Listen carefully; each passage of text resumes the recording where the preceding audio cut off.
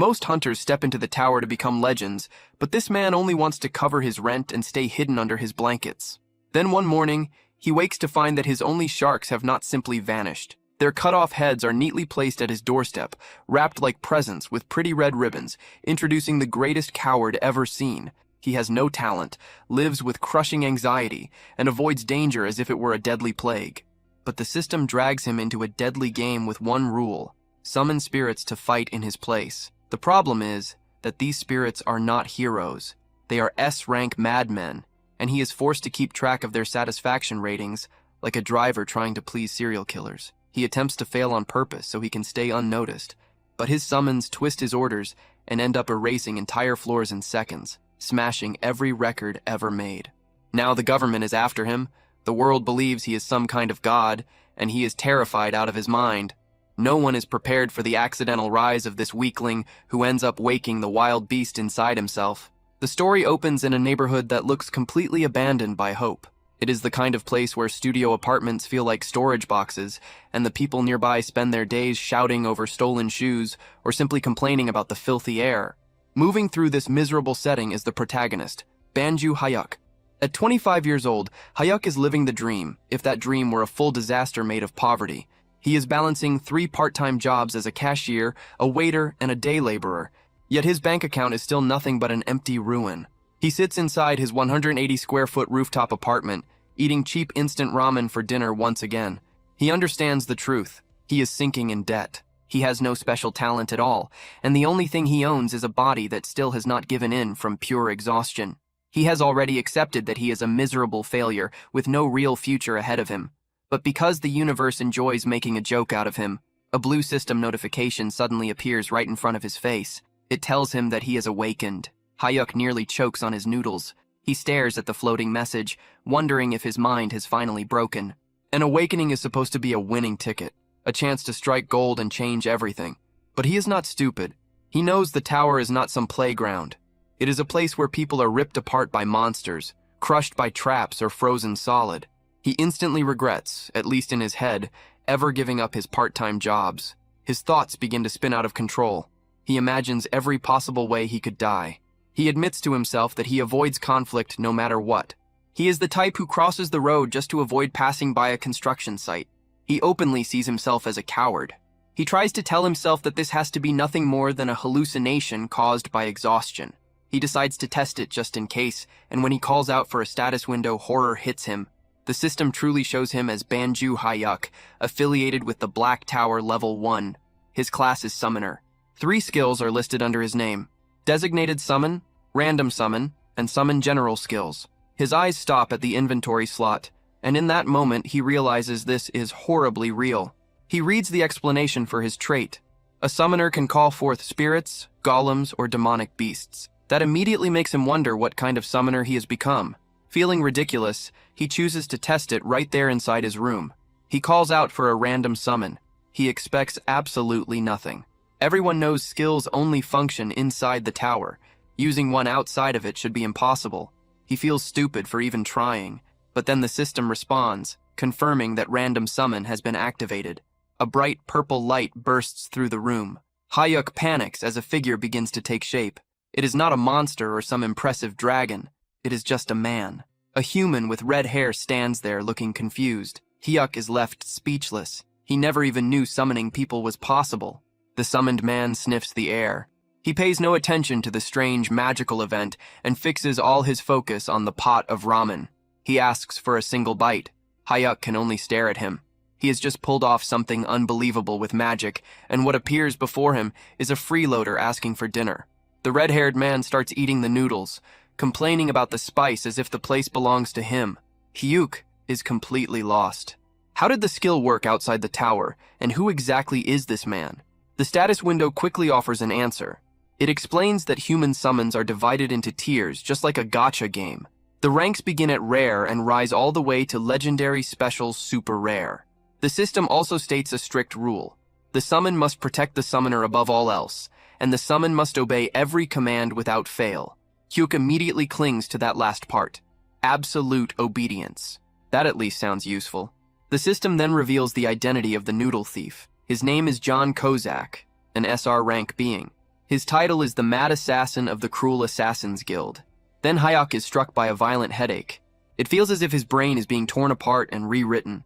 He is flooded with Kozak's memories. He sees flashes of Kozak killing people with ease.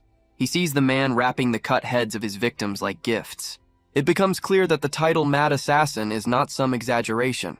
Kozak's life came to an end after he failed to kill the Empire's strongest swordmaster. Hayek returns to himself in complete terror. He is trapped inside a cramped room with a serial killer. He jerks backward when Kozak steps toward him. The assassin quickly lowers himself, apologizes for frightening him, and respectfully asks for orders. Hayek remembers the rule of absolute obedience. He decides to test it with a mission that carries real risk. He orders the legendary assassin to wash the ramen pot and clean the table. Kozak does it at once. There are no complaints. He moves fast, works neatly, and stays polite through all of it. Hayek watches in silence and starts thinking this might actually be useful, but he still needs proof, so he decides to push things further. He orders Kozak to bark like a dog, without dignity and without hesitation. The deadly assassin drops to the floor and starts barking. Hyuk is stunned. The control is complete. Just when he begins to calm down, someone pounds hard on the front door, and a voice demands that Banju Hyuk open it. Hyuk freezes. He suddenly remembers what day it is. It is the day to pay the interest. He owes 10 million won to a loan shark because no bank was willing to lend him money. He borrowed it for his father's hip surgery and his younger brother's college tuition. It was a desperate choice, and he has already paid 5 million in interest without reducing the original debt at all. The loan shark is now outside. Hayek starts to panic. He looks toward Kozak, who has already pulled out a dagger and stands ready to kill whoever is behind the door. Kozak asks for permission to bring back the intruder's head. Hyuk frantically stops him. Murder is not something society accepts so lightly. He orders Kozak to hide in the bathroom, stay silent, and make no sound at all. Kozak asks whether breathing is still allowed, and Hayek grants that much. Kozak slips into the bathroom just as the loan shark forces his way inside. The thug grabs Hayek by the back of the neck, demanding to know why the payment is late. Hayek apologizes over and over, lying that he has already sent it. The shark does not believe a word. He casually says that if things are really that bad, Hayek can always sell a kidney. Then the shark's lackeys speak up from the hallway. They mention that Hayek has a younger brother. They suggest that younger organs bring in a better price. The moment Hayek hears them threaten his brother, his whole body turns cold. But he knows how to survive. He forces a weak, obedient smile onto his face and assures them that he will pay. The shark warns him to be careful unless he wants to vanish without a trace, and only then does he finally leave. Once they are gone, Kozak steps back out of the bathroom. He praises Hayek for the order to hide. Hayek drops onto his bed, drained. Between the awakening, the summoning, and the threats of death, he has reached his limit. He wonders whether a coward like him can really climb the tower, but he needs the money. Kozak asks what he should do next. Hayek tells him to do whatever he wants. Kozak asks if he can watch television since it has been a long time. Hayek agrees, too confused and too tired to care. Kozak happily settles in and begins watching soap operas one after another. Hayek lies on the bed and watches the assassin in silence. He starts to feel that having another person around is not so bad. For the first time in a while, the silence is gone, and that alone brings a strange sense of comfort. He slowly falls asleep. When Hayek wakes up the next morning, the room is empty. The 6-hour summon time has ended. A notification confirms that Kozak has been unsummoned. He rubs his eyes, thinking it might have all been some kind of fever dream, and decides to get ready for work. But then he hears the television. It is still on, showing the morning news. The reporter announces urgent breaking news. Earlier that morning, the office of a private lending company called Smile Cash was destroyed. 3 victims were found at the scene, all of them beheaded. Hyuk goes completely still. Smile Cash is the company of his loan shark. The report continues, describing the scene in detail. The most disturbing part is that the victims' severed heads were decorated with red ribbons. Hyuk's face turns pale. The image instantly connects in his mind. He realizes exactly what has happened. He shouts in panic, realizing there was nothing comforting about this situation at all. He did not bring someone harmless into his life. He brought in a deranged killer who went out and butchered his debt collectors while he slept. The news keeps feeding fear into him. The report paints a clear picture of the Smile Cash murders, confirming once again the beheadings and the red ribbons placed like decorations. Hayek knows without a doubt that this is Kozak's doing. and he understands how serious this is. His thoughts spiral out of control. He imagines himself at his cashier job, where even a normal customer holding a heart-shaped item starts to feel dangerous, or worse, someone handing him a severed head. Fear takes over completely. He becomes convinced the police will eventually trace everything back to him. Unable to function, he calls in sick for all his jobs. There is no way he can work while thinking he might be tied to a triple murder. He opens the system window to check on his so-called companion. The status screen confirms that John Kozak is indeed the Mad Assassin, an S-rank entity, with a human manifestation limit of 6 hours. Hyuk tries to summon him again, hoping for answers. But instead, the system shifts into something unexpected, like a customer service interface. A message appears asking him to rate his experience with John Kozak before he can use the skill again. Hyuk stares at the floating rating stars in disbelief. The man killed 3 people while he was asleep. From his point of view, that feels like a clear 1-star experience. He wants to leave a terrible rating for all the trouble caused. But then his conscience stops him. He remembers his mother working as a water purifier salesperson and how much low ratings affected her. Even in this situation, he cannot bring himself to be cruel, not even to a murderer. With a tired sigh, he settles on a polite 3-star rating. The moment he submits it, Kozak appears again, smiling brightly. He thanks Hyuk for the generous 3-star rating and promises to do even better the next time. He looks far too innocent for someone who just carried out a massacre. Hyuk does not waste time and immediately asks if he was the one who killed the men who came to the house the day before. Kozak confirms it without hesitation, cheerfully explaining that he took care of them just before his summon time ended. A wave of sickness rises in Hyuk as he realizes he is standing face to face with a killer. Even so, he forces himself to ask how Kozak managed to find their office. The assassin explains that he placed a tracking mark on them when they broke into the room, because he recognized them as a danger. When Hyuk argues that he never ordered anyone to be killed, Kozak calmly repeats the 3 rules of summoning. The first rule is to protect the summoner's life above everything else. Even though Hyuk ordered him to stay hidden, Kozak judged that removing the threat to Hyuk's safety mattered more than staying silent. Hyuk calls that way of thinking insane, and Kozak politely accepts the insult as though he has been praised. He even admits that he hears the same thing often. That answer sends Hyuk's thoughts into a nightmare. He starts imagining himself brushing shoulders with a rude stranger in public, only for Kozak to treat a small insult like a real threat and leave more ribbon-wrapped heads in the street.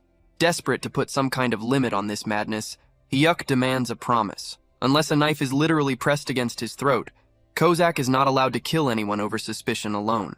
Kozak salutes like a loyal soldier and agrees to use his best judgment, which is such a vague answer that it gives Hyuk no comfort at all. Trying to move away from the subject, Kozak asks whether Hyuk has thought about climbing the tower.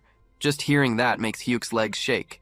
He admits that while it could be a huge chance to change his life, he is simply too afraid and sees himself as a coward compared to the so-called heroes who throw themselves into danger. He expects disappointment, but instead Kozak's eyes brighten. He declares Hyuk the greatest kind of summoner because courage is poison to someone in that role. In Kozak's view, a brave summoner is only a dead summoner. He says he would rather serve a master who values survival so he can handle all the ugly work while Hyuk stays alive and well for a long time. That strange praise gives Hyuk a small bit of comfort.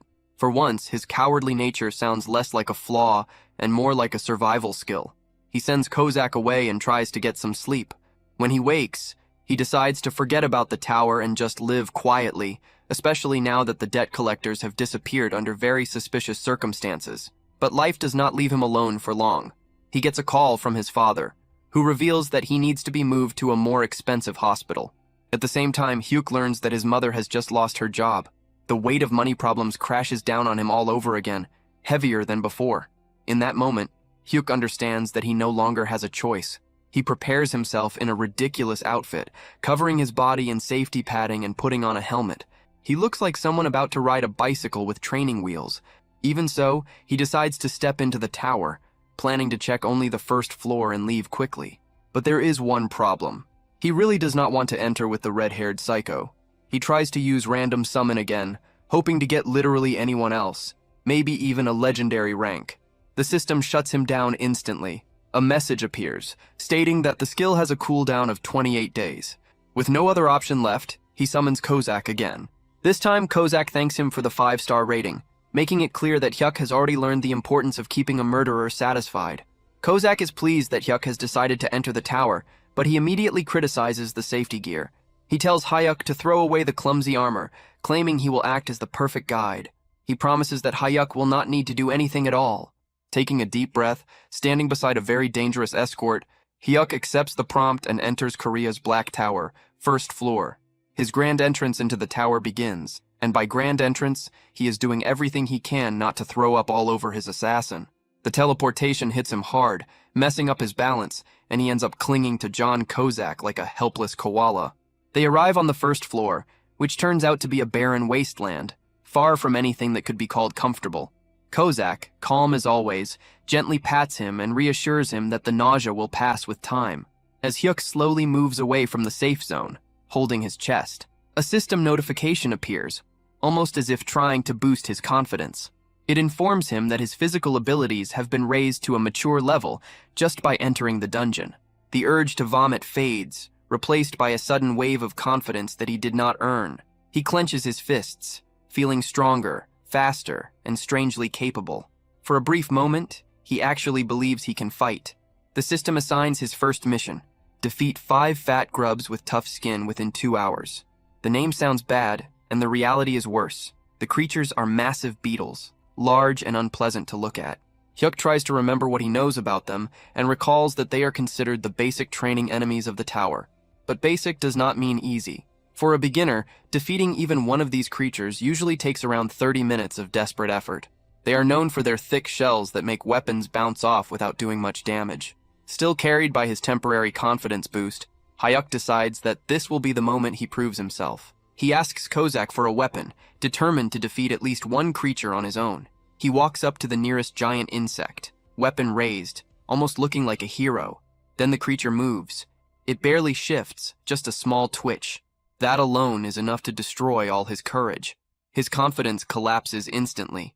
He turns around and screams for Kozak to save him, abandoning any sense of pride in a single moment. Kozak does not criticize him. Instead, he calmly praises Hyuk for making the correct decision to retreat. The assassin moves in, but he does not simply pierce the insect. That would have been far too restrained. He activates a technique called blade explosion with C4. Yes, that is exactly what happened. He brings out military-level plastic explosives against a tutorial beetle. A huge blast erupts, dust spreads in every direction, and the insects are not merely beaten, they are erased.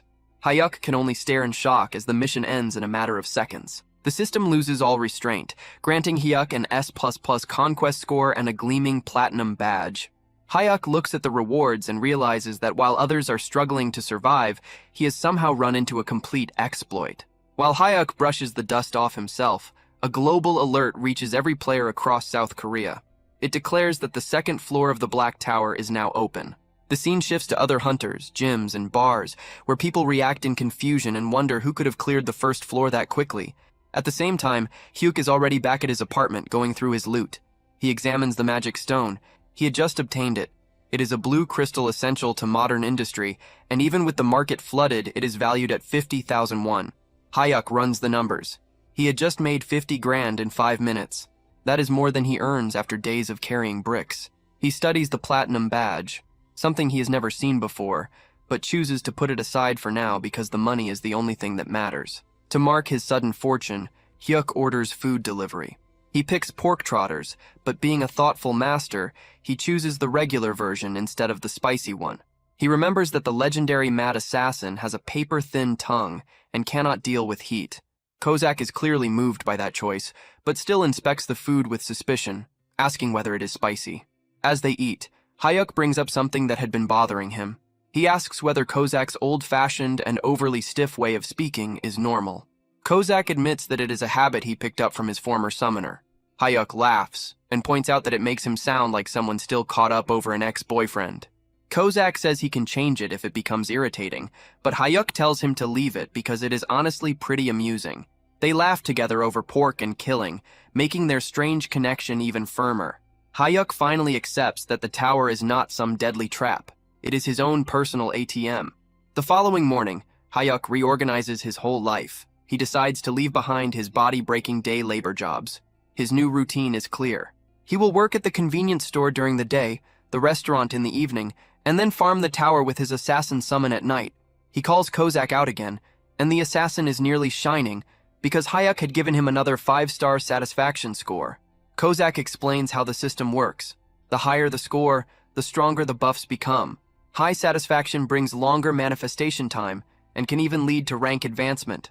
In simple terms, the more Hayuk keeps his assassin satisfied, the stronger the assassin becomes. It is a perfect deal for both sides. They move on to the second floor. The mission there is to defeat 10 fat grubs known for their quick movement. These creatures are fast. Hayuk starts to worry, questioning whether they can even catch them. Kozak only grins and says he will wrap it up in 3 minutes so they can head back and eat fried chicken. Just as promised, Kozak wipes out the fast-moving bugs. Another S++ rating, another platinum badge, another stack of magic stones. Hayuk realizes the whole thing is ridiculously easy. They do not stop there. They charge into the 3rd floor to face ice grubs. Cleared. 4th floor, cleared. 5th floor, cleared. Hayuk is collecting platinum badges as if they were cheap reward prizes. He notices that he can clear a floor in the same time it takes to make a cup of coffee. After conquering the 5th floor, the system grants him a special reward for collecting 5 platinum badges. It is a trade enhancement. Hayuk reads the notice and his eyes widen. The number of summons he can control at the same time has increased to 2. The coward locks up on the spot. One unstable assassin had already been handling everything without trouble. But now he can bring out 2 of them. The tower is completely unprepared for that. Our boy stares at his status screen. He starts planning his next step like a bargain hunter during a massive sale. He realizes that because of his recent speedrun, he can now manage 2 summons at once. That means he could already have a full group around him. But then he checks the cooldown for his random summon skill and pauses. It is more than 20 days. He decides to think ahead. Instead of gambling on a bad summon now, he chooses to wait until the cooldown resets so he can move with 3 people at once, himself, Kozak, and a fresh meat shield to guarantee maximum safety. He tells himself that this is smart patience, but the truth is obvious. He just wants to do even less than he is already doing. Meanwhile, at the awakened management agency, the government is in complete chaos. A group of deeply stressed officials is trying to figure out who is clearing the Black Tower with an S++ rating. Team Leader John and Section Chief M are sweating hard because Korea's previous best record was a miserable E rank. The director is panicking at the thought that another country might step in and steal this super rookie with better treatment or worse, abduct them. They order a nationwide search for the unknown player, completely unaware that the person they are hunting is currently sitting around in his underwear eating instant noodles. Back inside the tower, Hayuk and Kozak are treating the 8th floor like a casual stroll. They go up against red-horned frog warriors, and before Hayuk can even react, Kozak has already turned them into sliced meat. Another floor falls, followed by another S++ rating and yet another platinum badge. Hyuk grumbles that the hardest part of his day is not the fights, but the dizziness from entering the tower. Kozak reminds him that things only become serious after the 10th floor. Feeling unusually generous, Hyuk decides to reward his loyal killer. He pulls out his wallet and tells Kozak to go outside, enjoy himself, and eat something good in the real world. Kozak rejects the idea immediately. He refuses to leave his summoner's side, holding on to absolute loyalty. Hyuk exhales and decides that if they cannot go out, then the celebration will come to them. They order chicken and Kozak becomes visibly excited, almost shaking with anticipation. While Kozak is focused on the food, Hyuk checks his inventory. He notices 5 tower-only healing potions and plans to hand them to Kozak later. But the real value lies in the stack of magic stones. He runs quick numbers in his head and realizes he is holding more than 3 kilograms of magic crystals. If he sells them, the total would pass 1 billion. In just 1 week, he goes from having nothing to becoming a billionaire, and he does it without putting in any real effort. By the 10th day, the routine is locked in. Hayuk works his cashier shift, then returns home to wipe out monsters. He gives Kozak another 5-star rating, which extends the assassin's active time by an extra hour. Kozak forms a heart shape with his arms to show appreciation.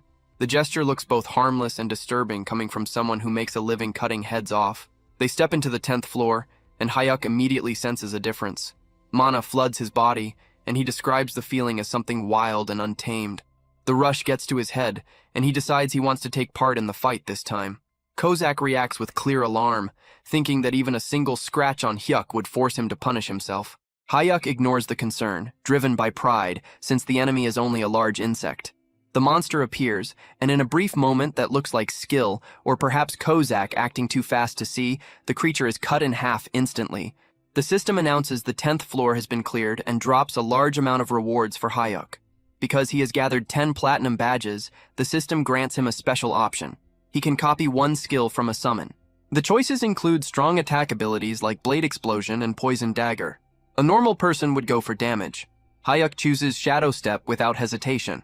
Kozak questions the decision, and Hayuk admits it is the best option for escaping. Kozak supports the choice, treating it as smart thinking since survival comes first. Hayuk then tries to use his new teleport skill inside his living room, jumping around like a restless animal, but nothing happens. He realizes too late that skills cannot be used outside the tower and ends up looking ridiculous, bouncing around his apartment like a fool. Once he is finally ready to turn his loot into cash, Hyuk contacts the Awakened Management Agency to sell his magic stones. To him, it is only a simple business deal, but to the agency, this is the clue they have been waiting for. Team Leader John and Section Chief M race to the address, hoping this is the person they have been searching for. They arrive at his small and modest apartment. Hayuk opens the door, uneasy because a very intense woman is glaring straight at him. Section Chief M does not bother with any courtesy. She steps directly into his space, fixes her eyes on him, and demands to know whether he is the S++ ranker. Section Chief Lindley Min crowds him so closely, it feels like she is trying to inspect every pore on his face, pressing him on whether he is the S++ ranker. Hyuk tries to stay calm and denies it all, but fear is eating him alive. He has no idea whether they possess some hidden awakening detection device that he knows nothing about. Thankfully, his acting is awful, but his natural, useless-looking presence is overwhelming. Lindley Min sees the frightened, miserable look on his face and quickly concludes that there is no chance this coward is some great hero.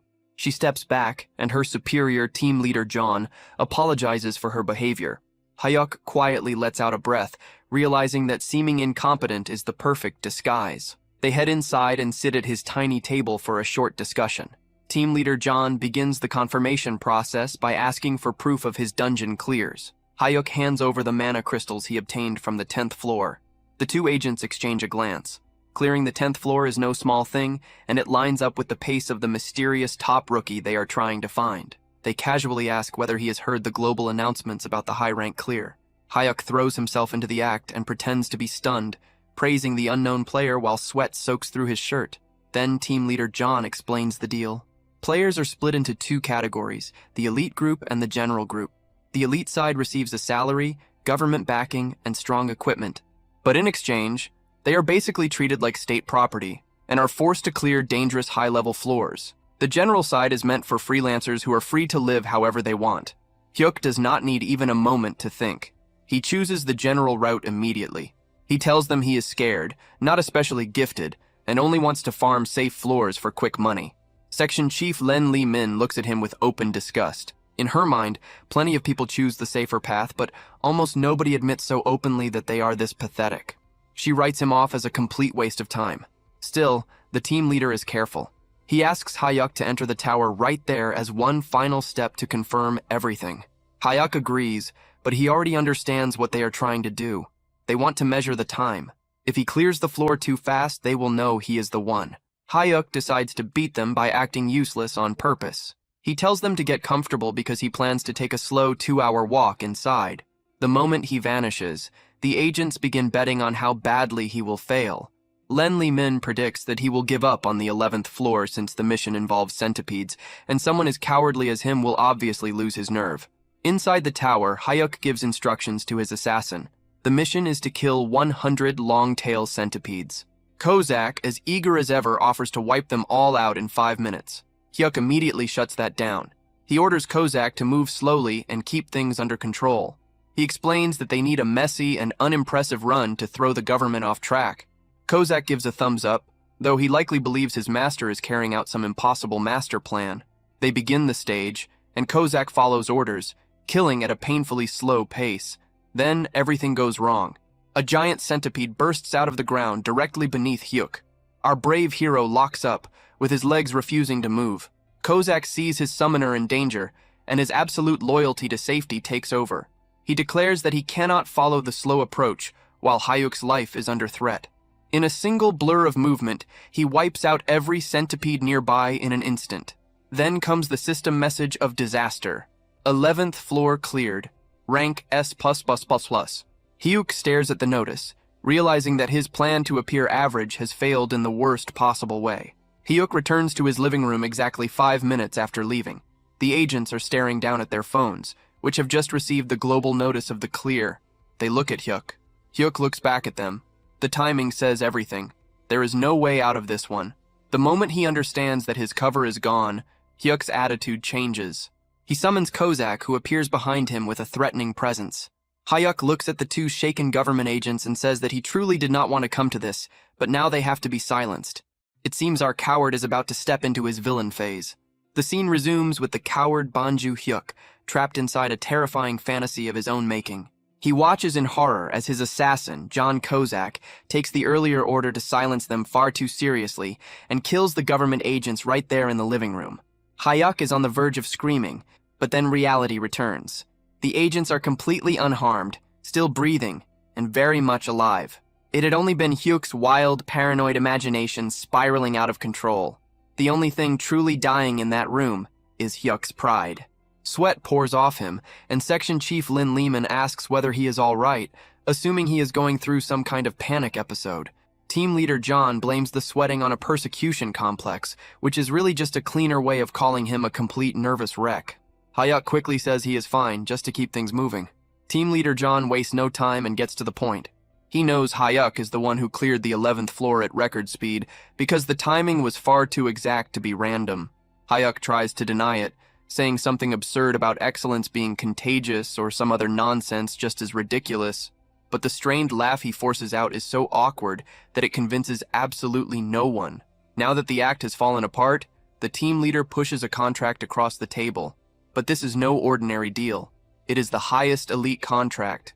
It comes with an annual salary of 12 billion won, provided housing, VVIP treatment, full security protection, and legal immunity.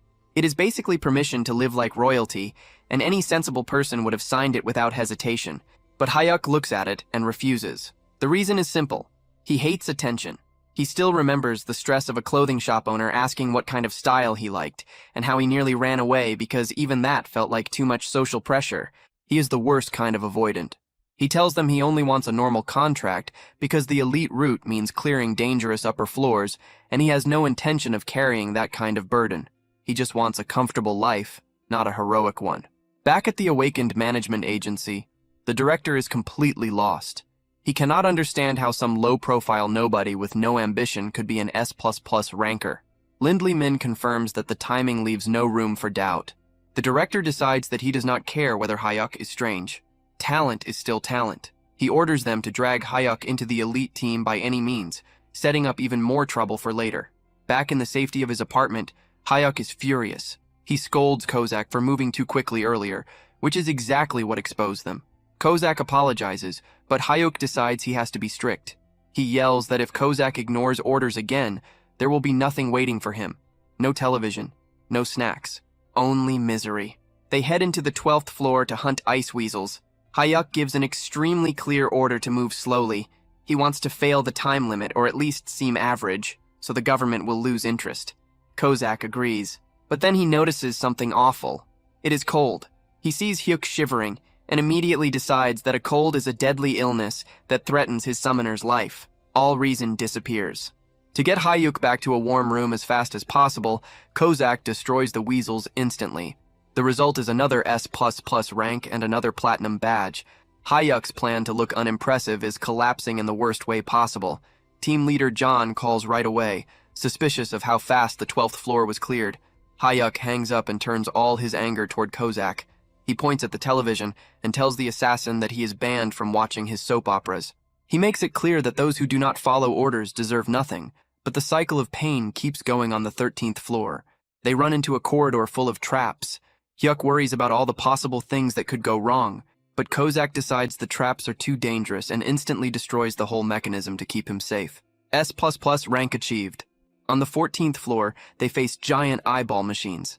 Kozak decides the sound attacks are too dangerous for Hyuk's fragile ears and wipes them out before they can even make noise. S++ rank achieved. Hyuk gives up. He realizes that whatever is going to happen will happen. Hyuk sits down and starts checking the numbers, then realizes that his failure to look average has one clear benefit. He has earned nearly 8 million won in just 14 days from cash rewards alone. But the true shock is the magic stones. He now has 5 kilograms of them. If he sells everything, he is basically making 1 million won a day. He realizes that a life with a monthly income of 30 million won is now within reach. The very next day, he quits his part-time job immediately. Hyuk summons Kozak and finds the assassin kneeling with his head lowered, grateful that Hyuk still gave him a 5-star rating even after all the disobedience. Hyuk decides to stop resisting what is clearly unavoidable. He tells Kozak that there is no reason to keep holding back since the management office already knows enough, so they may as well speedrun everything. They enter the 15th floor to kill 20 goblin workers. Hyuk is worried because goblins are smart and could run off to call for help. He tells Kozak to stay sharp. Kozak tells him to remain where he is and uses a skill called Step. He moves with such speed and silence that the goblins are killed before they even realize they are dead. Mission cleared. Another S++ rank. Another pile of rewards, including a tower-only healing potion and an owner emblem. Back in his room, Hyuk checks his inventory. He has now collected a total of 15 platinum badges. The system recognizes the milestone and offers him a new reward. He remembers what came before. At 5 badges, he got a second summon slot. At 10 badges, he gained the chance to copy a skill. He stares at the new message, wondering what kind of broken ability he is about to receive this time. Hopefully, it is something that lets him do even less. So the professional coward has now gathered 15 platinum badges, and the system decides it is time to hand him another reward. It gives him the energy shield kit. The name sounds impressive, but in reality, it is just a bracelet that absorbs damage like a magic sponge until it finally breaks. But here is the real point. The description does not say tower exclusive. Hyuk's eyes practically turn into money signs because if this item works in the real world, he is looking at a payout of 2 to 3 billion won. He immediately starts calculating, wondering whether he should sell it and retire or keep it and actually stay alive. He turns to his personal expert in murder and asks whether they can clear the 16th floor right away. Kozak, still acting like his loyal promoter, says the clear is certain, but he cannot guarantee an S rank if they rush it. That answer is enough for Hyuk. He decides that risking his life for a lower grade is not worth it, so he settles on selling the bracelet and living in comfort. Meanwhile, back at the awakened management agency, the atmosphere is heavy. It has been 15 days since the mysterious super rookie last cleared a floor, and the director is starting to lose control. He becomes convinced that the player either gave up or died, grieving the waste of such talent like fate itself had lost its mind. Team leader John tries to calm him down, checks the logs, and suddenly announces that the player is coming in to use the player shop. The director goes into immediate panic. He realizes their precious VIP is still walking around in beginner clothes and probably owns no proper gear. He orders the entire shop locked down. He wants the shelves filled with top-level items, but he also demands that everything be marked down by 90%. He figures that if they hand things over for free, Hyuk's suspicious nature will reject it. So a huge sale becomes the perfect trick to pull him in. Back at the apartment, Hyuk decides that he needs to confirm the item is real before selling it. He hands a dagger to Kozak and asks the assassin to stab him. It is treated like some normal, everyday request. Kozak looks at him as if he had just suggested something unforgivable. He starts trembling, unable to accept the thought of harming even a single strand of his master's hair. Hyuk rolls his eyes at the reaction. He lets out a tired breath, grabs the dagger himself, and moves to stab his own arm. But before the blade can touch him, Kozak's hand shoots forward and catches the weapon with his bare hand. Blood falls onto the floor as the assassin shakes, terrified that his master had almost been injured. Hyuk quickly heals him, realizing that testing protective gear with an overprotective madman was a terrible plan, and then Hyuk decides to test his shadow step instead. He teleports onto a goblin's back and feels like a ninja for a moment. The goblin shrieks and tries to bite him, but then the shield activates with perfect timing. It works exactly as intended. Hyuk, feeling untouchable for all of 2 seconds, kicks the goblin in the face while Kozak drops in to finish it off, but instead of approval, Kozak starts shouting. He demands to know whether Hyuk is hurt, scolding him as if courage itself were a health risk. Hyuk apologizes again and again, promising that he will return to doing absolutely nothing. With a bag full of mana stones worth millions, Hyuk finally contacts the agency.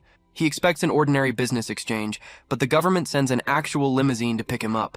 He arrives at the player shop and is welcomed by team leader John, who treats him like a top-level VIP. Hyuk steps inside and immediately feels confused. The place is completely empty of other customers because, without his knowledge, everyone else had been forced out. He checks the price tags and finds high-end gear being sold for almost nothing. He assumes the market must have collapsed or that he is simply an incredible bargain hunter, completely failing to notice that the government is covering the cost of his new outfit. He picks up a pair of leather boots that would normally cost a fortune, but are listed for the price of a cheap meal. He buys them along with several other items, convinced he is getting away with the greatest steal of his life. From his office, the director watches the whole thing and nearly cries with relief that their fragile powerhouse is finally wearing proper protection. The next day, Hyuk is feeling good. He has new boots, a working shield, and his confidence has recovered. He summons Kozak, who immediately salutes and gets ready for another round of goblin slaughter. But Hyuk stops him. He points upward and announces that today is not just about farming floors. They are going to grow the team. He already has the second summon slot, and he feels lucky. He activates the random summon skill, hoping for a tank or a healer. A massive magic circle spreads across the room, and it is truly massive. A figure begins to appear, but there is one immediate problem. The summon is enormous.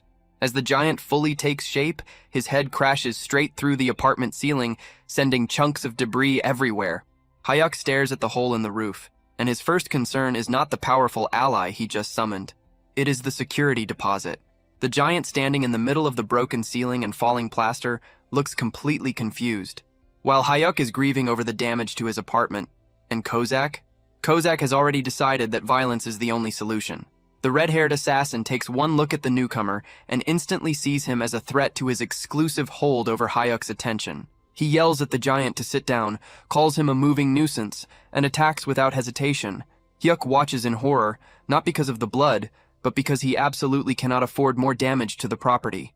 Kozak keeps slashing and raging, sounding like a jealous ex who just ruined a wedding, but the giant remains still, completely unaffected. He looks down at the assassin who is doing everything possible to kill him, and calmly says that it only tickles. One of Kozak's eyes twitches. He threatens to cut the giant's throat and decorate it, proving that his strange obsession with wrapping things is still alive and well. Hyuk finally steps in and orders both of them to stop before the entire building collapses. Kozak freezes immediately because an order from his master cannot be ignored, but rage is still pouring off him. Hyuk asks for a report on the new summon. Kozak spits on the floor and says there is no reason to learn the man's name because he is nothing more than a meat shield. He explains that this man is known in the underworld as a complete fool who probably does not even understand the 3 laws of summoning. To prove it, Kozak tests the giant on Article 1. The giant blinks, clearly taking far too long to process the question, and admits that he does not know. He forgot. Kozak turns to Hyuk with a smug expression that says he had been right all along, suggesting they kill the giant now and roll the gacha again in 100 days. Hyuk ignores the suggestion of murder and checks the system window. The new summon is rare rank, the lowest tier possible, with the class Savage Warrior. His name field is still empty, and his satisfaction score does not exist yet. Then, the familiar headache hits, and Hyuk is pulled into the giant's memories. He sees a wide and beautiful plain where the giant is running around with butterflies. It feels almost harmless and bright until it becomes clear that the giant is also casually snapping the necks of wolves while playing. The memory reveals the tragedy behind this massive figure. He had been simple and pure, someone who found joy in nature, but he was also unbelievably stupid. A group of so-called heroes tricked him into joining their party, used him as the frontline shield against a hydra, and left him to be melted by acid breath while they stayed safely behind him. He died protecting people who had been mocking him the entire time. Hyuk returns to reality and looks at the giant differently. He knows the whole thing is messed up, but he also realizes that someone loyal to the point of stupidity and able to endure pain is exactly the kind of person a coward like him needs. He decides to give the giant a name. He asks whether he prefers Yaman or Gobang. The giant, staying true to himself, says that he does not know, so Hyuk chooses Gobang. He smiles and promises to make Gobang happy, which sounds kind on the surface until it is remembered that Hyuk's idea of happiness is surviving while others do all the work. He introduces Gobang to Kozak and declares that the 3 of them are now comrades. Kozak looks like he has just swallowed something sour. He politely accepts the word comrade while silently measuring how quickly he could take Gobang apart. With the group now complete, They head straight for the 16th floor. The mission is to eliminate 30 goblins. Kozak, still acting like the most dramatic person alive, insists on taking the front to shield Hyuk from poison darts. They move through the forest in formation, with Kozak in front, Hyuk safely in the center, and Gobang covering the back. Without warning, a goblin fires a poisoned dart. Kozak catches it in midair with effortless precision, then immediately turns to check on Hyuk with extreme concern. Hyuk points out that there are around 50 goblins hiding in the trees. Kozak prepares for a careful fight, but Hyuk has a different plan. He tells Gobang to move to the front and block them. Gobang does not think through the situation. He does not circle around. He simply jumps. The giant launches himself into the air and crashes down with the force of a small disaster. The shockwave alone throws Kozak off balance. Arrows pour down onto Gobang, but they simply bounce off his skin like worthless toys. He laughs and says it tickles, then starts crushing the goblins into a bloody mess. Hyuk watches from behind a rock with wide eyes. He realizes that even though Gobang is only ranked rare, his raw physical power easily reaches SSR level. The system clearly pushed his rank down only because his intelligence barely exists. After the slaughter, they celebrate back at the apartment with fried chicken. Gobang is thrilled. He stuffs an entire piece of chicken into his mouth, bones included, and chews it all down. He looks at Hyuk with pure happiness and comments only on the crunch. Kozak watches the whole thing with complete disgust. He asks whether the chicken is spicy, but most of all, he is deeply offended by Gobang's manners at the table. Hyuk tries to build some sense of teamwork, telling Kozak that Gobang is family now. Kozak immediately pushes back, questioning why he has to share that title with a bone-eating vacuum. The following day, they head to the 17th floor. Hyuk, feeling the effects of leveling up, starts getting a little too confident. He tightens his fist, feels mana rising through him, and wonders whether that wild force inside him is finally waking up. For a brief moment, he thinks that maybe he should join the fight this time. Kozak crushes that idea immediately. He tells Hyuk to stay in the back because confidence usually ends with death. They come across a full battalion of goblin warriors. These are not the weak, half-naked goblins from before. These ones have shields, armor, and organized formation. A normal player would have to pull them out one by one. Hyuk looks at the army. He looks at his fist full of false confidence. Then he looks at his giant, unstoppable tank. He decides that strategy is for people who do not have something like Gobang. He orders the giant to wipe them all out. As Gobang charges forward, Hyuk starts wondering what kind of broken power he is going to receive next, because at this rate, he is going to conquer the tower without even getting tired. Gobang crashes into the goblin battalion like a runaway train. He bats them away like insects, and Hyuk watches from a safe distance, completely absorbed by the sight. He realizes that strategy and tactics are nice ideas for weak people, but when someone has a living tank, it is like bringing a bomb to a knife fight. Hyuk compares the goblins to people on bicycles trying to stop a war machine. It is not a battle. It is a massacre. Thanks to the giant fool's rampage, Hyuk clears the 17th floor with another S++ rank and collects yet another platinum badge. He is drowning in rewards, and his ego is beginning to grow even faster than his money. They move straight to the 18th floor. The mission is simple. Eliminate 30 goblin assassins. Hyuk shouts for them to move out with the confidence of a commander who never has to do any of the actual fighting. Gobang charges forward, ready to crush everything in sight. But there is one problem. The enemies are invisible. The giant swings his club through empty space, confused because there is nothing he can see to hit. He stands there looking like a dog barking at something it cannot understand, grumbling that the enemies are cowards for hiding. Kozak, who has been brooding in the background because he has not killed anything in 5 whole minutes, sees his chance. He steps forward and declares that he is about to cleanse Hyuk's eyes after forcing him to watch Gobang's pathetic struggle. He mocks the goblins, claiming their stealth is nothing compared to his own abilities. With full dramatic force, the red-haired assassin activates Shadow Step. He vanishes into motion and tears through the invisible goblins with perfect precision. It becomes a complete slaughter. Hyuk watches and instantly understands what is happening. Kozak had taken the bait. The assassin had clearly been getting restless because the new summon was stealing all the attention, so his competitive side finally exploded. Hyuk grins, realizing that Kozak's jealousy can be used to collect badges even faster. He silently praises himself for being some kind of manipulative genius. Then the stupid thoughts take over. Hyuk is already level 18. He can feel the mana running through his body, and suddenly, his inflated ego takes shape in his mind. He imagines a grand, muscular, wild stallion running freely through a field of flowers. Yes, the fool literally pictures his inner self as a horse charging across the world. It looks majestic, it feels powerful, and it is completely disconnected from reality. Then he spots a single goblin that had slipped through the chaos. The horse in his head practically screams. Hyuk decides to step in. He sneaks forward and swings his mace with more force than expected. The hit lands perfectly and crushes the goblin's skull in a single blow. Hyuk stands over the body, feeling like a war god. He is probably already writing a victory speech in his head, but because he is too busy admiring himself, he fails to notice another goblin creeping up directly behind him. The assassin lifts a dagger, ready to skewer Hyuk on the spot. Hyuk turns around just in time to watch his death coming at him. But before the blade can touch him, Kozak appears from nowhere. He knocks the attack away with a face full of pure irritation, and then he kicks the goblin so hard it may as well have flown into another world. He throws Hyuk a look that clearly says he turned away for 2 seconds and nearly lost his entire purpose. But the fight is still not finished. Goblins are rushing in from every direction. Gobang is crushing the left side and Kozak is locking down the right. Hyuk stands in the center with adrenaline flooding through him. The wild stallion returns, and this time, it is not only in his head. Hyuk sees 2 goblins charging straight at him. Instead of panicking and calling for help, he activates Shadow Step. He disappears from sight. In the next instant, he appears behind the goblins with his mace already in motion.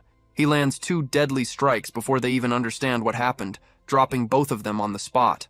Kozak, who was just about to rush over and protect him again, stops where he is. He watches his coward of a master pull off a flawless double kill with Shadow Step. The assassin's eyes widen. It had taken him months to master that movement, and Hyuk had just used it as if it were natural. Our boy is actually talented. Later, outside the tower, the media is in chaos. News anchors report that a new force is rising through the tower. A mysterious rookie has cleared 18 floors in 20 days with a perfect S+ record. They call it unprecedented, something that is changing history itself. Everyone wants to know who this top-level player really is. Back inside the tower, Kozak hears about the reports, but he is not pleased. His face turns serious. He makes Hyuk sit down for an important talk. He tells Hyuk that his growth is happening far too fast. Hyuk takes it as praise, but Kozak shakes his head. He explains that Hyuk's Shadow Step had been perfect, so perfect that it was disturbing. Kozak looks like he is on the edge of breaking down. Then he lays out the problem. When a coward gains strength, confidence follows. And when confidence appears, that coward starts imagining he can become a hero. Heroes die. He begs his master to remember the promise that safety comes first. He does not want a warrior as a master. He wants a coward who stays alive. Hyuk nods and promises that he will never do anything reckless again. But Kozak grabs at his chest, muttering that something feels wrong. He looks at Hyuk and sees a walking disaster waiting to happen, fully convinced that this sudden rise in talent is going to kill them both. Back at the apartment, there is no peace at all. Kozak is yelling that he is going to boil Gobang alive in a pot, while the giant tank casually falls backward and crushes the refrigerator. Hyuk screams, not because of his summons, but because of his appliances. He shouts at them to stop destroying the house, but the damage is already done. The fridge door is bent, and even worse, a precious jar of kimchi has shattered across the floor. Needing to calm his mind, our boy decides to visit the only people who do not want to kill him or destroy his furniture: his parents. He arrives at the family home. His mother welcomes him warmly, but the mood inside is heavy. His father is lying in bed, barely able to move properly because of his injured hip. Hyuk asks about his condition, and his father tries to act strong, complaining that bones heal easily and that he simply enjoys lying down. It is an obvious lie, but Hyuk goes along with it and helps his father sit up for dinner. They gather around a pot of stew, and the strain of money problems hangs over the table. His mother tries to stay positive, saying she will find work again soon, but Hyuk can see the tiredness on her face. He decides to test their reaction. He casually asks what they would think if he had awakened as a player. The response is immediate. His father blows up. He asks whether that was supposed to be a joke, warning Hyuk that the tower is not some place for games. He says that he may be the kind of man who makes his wife deal with cockroaches, but he would still rather stay poor forever than watch his son die in a dungeon. Even Hyuk's younger brother, Mahak, who has just come in carrying tofu, calls it the funniest thing Hyuk has ever said. Hyuk quickly retreats from the topic, but his mother catches him off guard. She asks whether he is supposed to be working that day. Hyuk lies and says it is his day off, but his mother gives him that knowing look. She tells him that his face always shows when he is lying. Even so, she chooses to trust him, as long as he stays away from reckless risks. Hyuk feels a stab of guilt, but then he remembers something important. He asks why his mother lost her last job. She explains that she had gone to repair a water purifier for a rude customer. The customer then demanded that she also clean up their recycling and food waste. So what did she do? She realized the customer was going to leave a bad rating no matter what, so she dumped the food waste right back on them and let them deal with it. Hyuk realizes that his mother is bold, aggressive, and fearless, and that leads him to a harsh truth about his bloodline. His father's greatest accomplishment in life had been asking this terrifying woman out on a date. The narration makes it clear that the father is the pure definition of a weak man, the kind who falls completely for strong women. And unfortunately, Hyuk and his younger brother inherited those exact traits. They are pitiful, yet naturally pulled toward danger. Before leaving, Hyuk hands some spending money to his brother and tells him to pass it to their parents. The younger one looks at the cash, then at Hyuk with a sly grin. He asks where his own cut is. Hyuk immediately realizes the little brat is extorting him, so he transfers 500,000 won just to keep him quiet. With family matters handled, Hyuk heads to the awakened management department. He decides it is finally time to visit the player shop properly. The moment he steps inside, stress hits him. There is a female employee there, and too many people are nearby. His social anxiety starts rising fast. The employee shows him a shield worth 100,000 won. Hyuk nearly dies on the spot and thinks the price is far beyond what he can handle. He asks for something cheaper. She then shows him a proud handshell priced at 40,000 won. Hyuk thinks it fits him perfectly, mostly because it is cheaper, and because he wants to escape that interaction as quickly as possible. He buys it and runs, thinking that talking to store employees is harder than fighting goblins. On his way out, a man approaches him. The man introduces himself as Joey Hosak, a player who has already climbed through the 30th floors. He is handsome, friendly, and carries himself like someone who belongs there. He offers help in case Hyuk ever runs into trouble. Hyuk watches him leave and feels a stab of jealousy. He admires the man's social confidence and assumes someone like that probably even has a girlfriend. Back at the apartment, Hyuk checks his stats. He is level 19. He summons Kozak to show off the new gear. Kozak reacts with complete disbelief. He questions whether Hyuk really needs a shield when he already has a bodyguard. Hyuk insists that survival always comes first. He makes Kozak promise that if things go wrong, he must throw the meat shield, meaning go bang, into danger so Hyuk can escape safely. Kozak agrees without hesitation, saying he would gladly sacrifice that bastard before sacrificing himself. Then he suddenly catches a scent. Dumplings. Hyuk had brought food as a bribe, but in the middle of chewing, Kozak suddenly stops. He asks whether Hyuk has made an enemy of someone. Hyuk is confused, but Kozak says that an overwhelming killing intent is coming from outside the door. Suddenly, the door is kicked open, breaking the lock. A man steps inside holding a pistol. He smirks as he recognizes Hyuk from the player shop. He calls Hyuk a loser and complains about how difficult it was to track him down.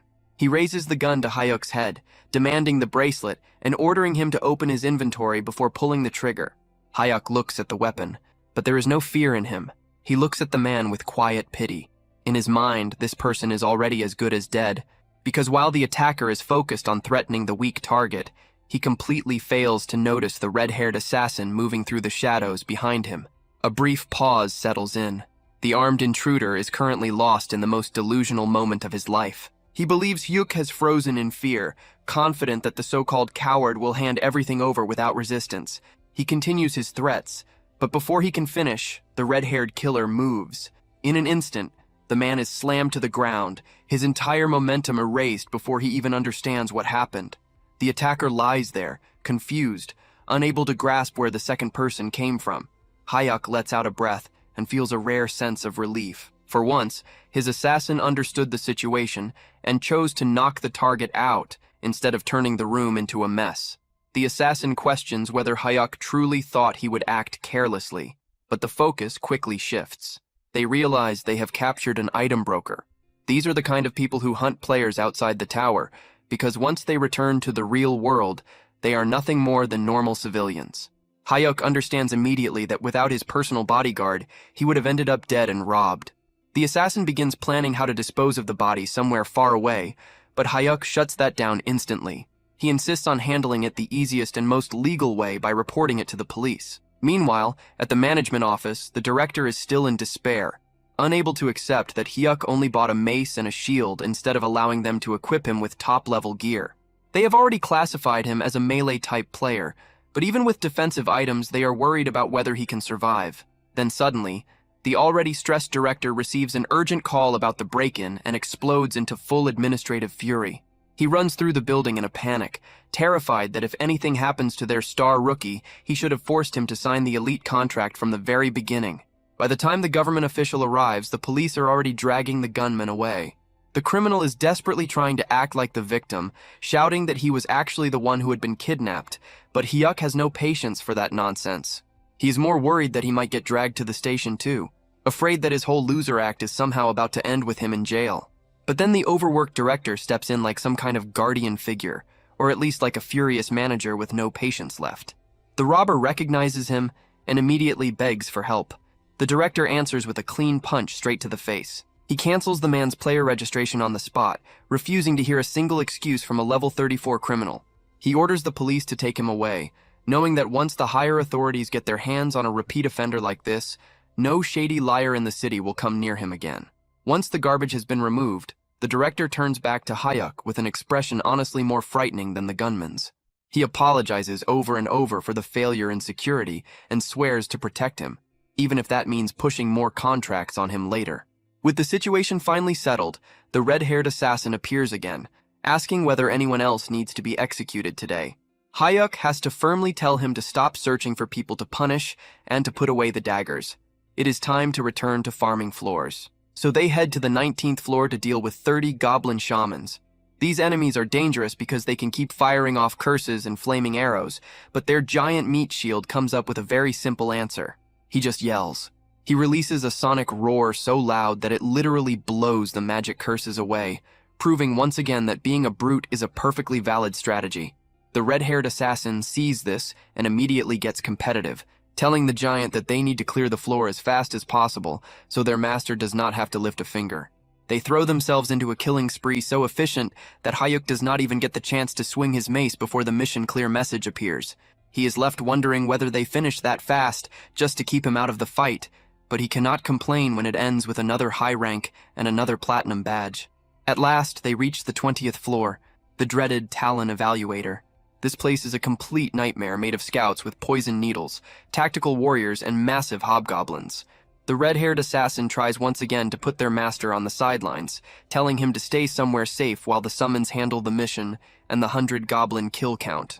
They begin setting up a plan, with the giant meat shield meant to draw all the attention while the assassin moves in to finish the targets. But Hyuk is tired of standing around like a spectator. He decides that this time he will not sit back and watch, activating Shadow Step and throwing himself straight into the middle of the chaos. He jumps right past the giant tank and rushes forward, leaving both summons completely stunned that their cowardly master has finally chosen direct violence.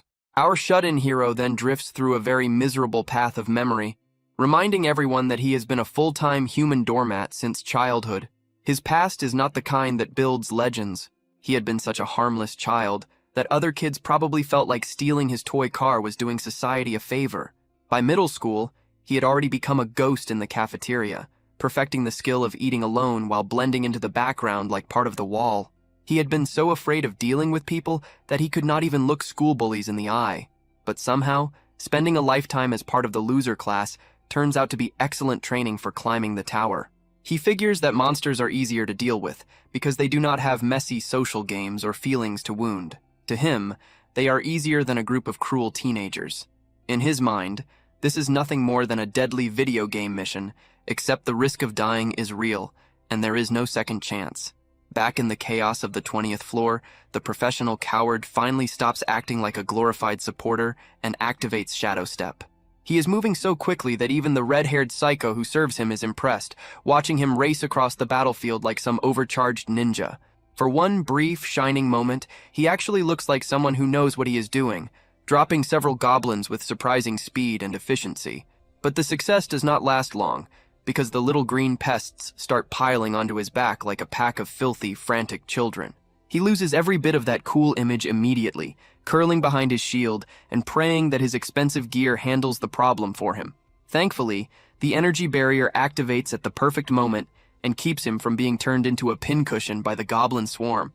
He realizes almost instantly that he may have become a little too confident for someone whose main talent in life is running from trouble. The moment they see their master getting overwhelmed, the summons finally step in and start doing their job. The red-haired assassin is deeply offended that those filthy creatures dared to touch his master, calling them worthless trash before carving through them like a blade tearing through soft meat. Unwilling to be outshined, the giant meat shield throws himself into the fight and turns the area into total chaos. In the next instant, the system announces that all 100 goblins and the hobgoblin boss have been completely destroyed. The assassin turns toward Hayuk with bright eyes, praising his bold move, while the giant offers an excited, silent thumbs up. Hayuk stands there in awkward silence, realizing that even if he started the battle, his summons were the ones who truly ended it. Even though he barely did anything, the system still rewards him with another triple S rank and another platinum badge. Meanwhile, back at the management office, the director is busy acting like the most well-funded stalker alive. He digs through Hyuk's family situation and uncovers a frightening truth. The true head of the household is not the father or the sons, but the mother. Apparently, this woman is so overwhelming that the men in the house cannot even breathe too loudly when she is nearby. After realizing he has found the perfect pressure point, the director decides to move forward with a plan to aggressively support the mother. He figures that if the government showers the matriarch with enough favor and authority, Hayuk will end up tied to them by pure gratitude. It is an effective plan, even if it is also a little disturbing. Back in the real world, Hayuk decides to celebrate surviving with a flood of carbs. He orders 12 huge bowls of black bean noodles, which causes the delivery man to look at him with deep sympathy. The man clearly assumes Hyuk is hosting a miserable one-person feast. To make it worse, the delivery worker tosses in one single fried dumpling as a free extra. Hyuk is visibly offended. He just spent a ridiculous amount on noodles, and all he gets is one tiny dumpling and no coupons at all. He starts complaining in his head about how hard it has become to order with coupons these days, proving that even with millions in hand, he is still cheap to the core. He quickly sends the delivery man away and tells his housemates they can come out now. The second the door closes, the apartment turns into madness. The giant meat shield is practically shaking, making the floor tremble from pure excitement over the smell of the sauce. The assassin is just as captivated, staring at the takeout as though it were some sacred object. Hayuk watches the barbarian devour the food and honestly starts worrying that the giant is going to eat the ceramic plate along with the noodles. Ignoring the greed around him, Hyuk decides to check his rewards. He opens his inventory and sees that he has now collected 20 platinum badges, which unlocks a special prize. A platinum random box appears, and Hyuk stares at it, wondering whether his luck is finally about to improve or whether the system is about to throw another strange surprise at him. The professional coward stares at the floating platinum box with the desperate focus of a gambler locked onto a slot machine. The system slowly scrolls through the list of possible rewards, and the choices are enough to make any grown man tear up with happiness.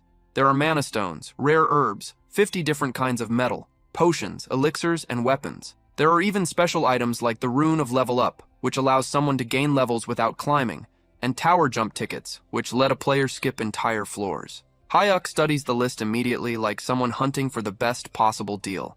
He decides that the tower jump ticket is garbage, because skipping a floor also means losing all the rewards from clearing it. And there is no point in being high level if it leaves him poor. His eyes lock onto the true prize on the list, the Grade Confirmation Summon ticket. He realizes that if he pulls an SS rank summon, basically a god-level being, he could officially retire from fighting forever. He starts imagining a life where he sits back in a chair drinking juice while some overpowered servant handles everything for him. The thought of that level of perfect laziness nearly makes him drool. He prays for a miracle and opens the box. The results are a chaotic mix. First, he gets 10 kilograms of mana stones. Hayuk's eyes practically become money signs, as he realizes that this alone is worth around 5 million won in shiny rocks he can sell whenever he wants. Second, he receives a skill book with the absurd name Cow's Lightning Staff. He thinks it sounds like something pulled from a terrible romance novel, but he registers it anyway because he is desperate to get a proper attack skill. But the third item is the true prize, a Rune of Summon Grade Up. This is a complete jackpot that can raise a summon's rank depending on their potential. He immediately runs into a problem that feels weirdly personal. Should he give it to the red-haired assassin or the giant meat shield? He reasons that the assassin probably deserves it more, since they have shared so many meals together, even if the giant had clearly eaten more of the food. In the end, he decides to keep it for later since their current power is already more than enough. He then decides to test his new cow's lightning staff skill right there in his room. He tries to activate the first form, Lightning Soil Chaser, expecting something dramatic and impressive. But nothing happens at all because, of course, magic does not function in the real world. So he just ends up standing there looking ridiculous, while the red-haired assassin asks why he is swinging a mace around inside the apartment. When Hayuk proudly reveals that he learned an attack skill, the assassin looks horrified, like he has just seen a toddler pick up a chainsaw. Then the serious mood breaks apart completely, because the giant meat shield decides to steal fruit from the assassin, starting another childish fight where the assassin calls him a bastard. Once the oversized children finally calm down, the assassin gives Hyuk a lecture. He explains that a summoner's role is to stay back and let the servants handle the fighting, pointing out that his former master died for the exact reason that he tried to act like a hero. But Hayuk is too caught up in his own rising confidence. He insists that he is stronger now and needs to test his new skill. The assassin looks at him like he is watching disaster unfold in slow motion. He warns that for someone weak, an attack skill is just a prettier way to die. When Hayuk tries to argue that the 20th floor had been easy, the assassin loses patience. He activates one of the summoning principles, and suddenly the giant meat shield grabs Hayuk in a crushing bear hug, basically taking him hostage for his own protection. The assassin punches the giant for being too rough, but still agrees with the idea. Once they enter the tower, the giant will carry their master like luggage, while the assassin wipes out the floor. Hayuk realizes he has completely lost control of his own summons, so he brings out his final weapon, pitiful pleading. He begs them, throwing away what little pride he has left, just to let him kill a single monster carefully. The assassin lets out a tired sigh, defeated by how pathetic the scene has become, and agrees to let him kill one slow and isolated monster. But if things become dangerous, the deal ends immediately. They head to the 21st floor, the territory of the orcs. The assassin warns that orcs are actually smarter than the giant tank, which the giant instantly rejects. Before the mission begins, the assassin suggests a humiliating training method. He wants Hayuk to practice by hitting the giant 10 times. The giant happily agrees to be used as a target, promising that it will not hurt at all. Hayuk refuses to take part in something that's degrading and threatens to run in alone if they keep mocking him. The assassin gives up, and they begin the mission. Kill 400 orcs in 4 hours. The summons rush ahead and tear through the orcs so quickly that Hayuk realizes the stage will be over before he even gets the chance to draw his weapon properly. Just as panic starts rising over how useless he is about to look, the assassin generously leaves one confused orc alive for him. Hayuk activates Shadow Step and leaps into the air while the orc stares upward in confusion, then brings down Lightning Soil Chaser. It is only a simple downward strike, but the moment it lands, he realizes that despite the ridiculous name, the skill is no joke at all. Hayuk brings his mace down onto the orc's head with a deeply satisfying hit, watches the creature collapse, and feels like a god of war. He starts to think that this whole hero business might actually be too easy, but before he can even finish celebrating internally, the giant meat shield drags him back to reality by casually crushing another orc underfoot and flattening it like a pancake. Hayuk turns toward his summons with a betrayed expression, reminding them that they had specifically agreed to let him at least secure one solo kill. The system has no interest in his complaints, though, and immediately floods him with rewards for clearing the 21st floor, including mana stones, healing potions, and yet another S++ platinum badge. Over the next few days, our hero settles into a smooth routine of rapid monster cleanup. He moves through the 22nd and 23rd floors with the same perfect rating, and by the time they reach the volcanic zone on the 24th floor, he hardly even sweats. Despite the heat, the team remains unstoppable, clearing one floor a day with the efficiency of a machine that never slows down. As he gets ready for the 25th floor, Hayuk realizes that taking down only one orc at a time is starting to feel a little dull, but he knows he still has to build trust with his overly protective summons for now. While preparing in his apartment, our hero decides that it is finally time to act like a generous employer. Realizing he has not given the two of them anything since they joined him, he pulls out a high-grade rune he had collected earlier. The red-haired assassin emerges from the shadows, immediately swearing loyalty and asking whether his master needs something. Hayuk hands over the rune, which turns out to be a grade-up item capable of raising a summons tier. The assassin is so overwhelmed that he actually bites the rune to make sure it is real, his eyes nearly turning into hearts as he realizes he can finally rise to SSR rank. He is close to tears, promising that once he becomes stronger, he will protect his master even better with his new form. Instead of upgrading on the spot, the assassin decides to wait until later that night, so he does not rush the process and end up with some broken new body. To celebrate, he chooses to stay nearby and watch television with Hyuk, though he is already starting to wonder how one show can possibly rerun that many times. As they change channels, Hyuk's heart nearly stops when he sees his mother on the news. She is standing outside with a protest sign in her hands, looking like a one-woman army fighting unfair dismissal and company abuse. It turns out she had been fired from her job as a water purifier manager because she refused to apologize for a customer's unreasonable demands, and she has spent 10 straight days protesting alone while company executives mocked her from their windows.